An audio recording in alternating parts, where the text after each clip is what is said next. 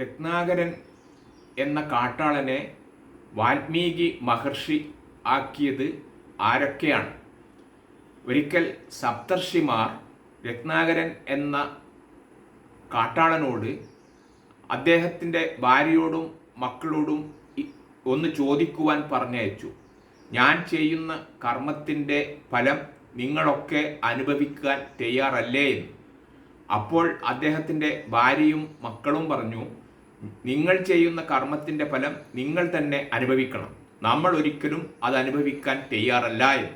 ഇത് രത്നാകരനിൽ ഒരു തിരിച്ചറിവുണ്ടാക്കി. അദ്ദേഹം ഉടൻ സപ്തർഷിമാരുടെ അടുത്ത് സമീപിക്കുകയും അദ്ദേഹം രത്നാകരനെ ഇരുമരത്തിൻ്റെ ഇടയിലിരുത്തി രാമനാമം മന്ത്രം ചൊല്ലുവാൻ വേണ്ടി ആവശ്യപ്പെട്ടു. അദ്ദേഹം കുറേ മാസങ്ങളോളം രാമനാമം ചൊല്ലുകയുണ്ടായി. സപ്തർഷിമാർ തിരിച്ചു വരുമ്പോൾ അവിടെ ഒരു പുറ്റാണ് കാണുന്നത്. ആ പുറ്റ് നീക്കിയപ്പോൾ അതിൽ നിന്നാണ് വാൽമീകി എന്ന മഹർഷി ഉണ്ടായത്. അപ്പോൾ വാസ്തവത്തിൽ രാമനാമ മന്ത്രമാണ് രത്നാകരൻ എന്ന കാട്ടാളനെ വാൽമീകി മഹർഷിയാക്കിയത്. അപ്പോൾ രാമനാമ മന്ത്രത്തിൻ്റെ ശക്തിയാണ് ഇതിൽ കൂടി മനസ്സിലാവുന്നത്. ഏറ്റവും ലളിതമായ ഒരു മന്ത്രമാണ് രാമനാമ ജപം എന്നാണ് ഇതിൽ കൂടി നമ്മൾ മനസ്സിലാക്കേണ്ടത്.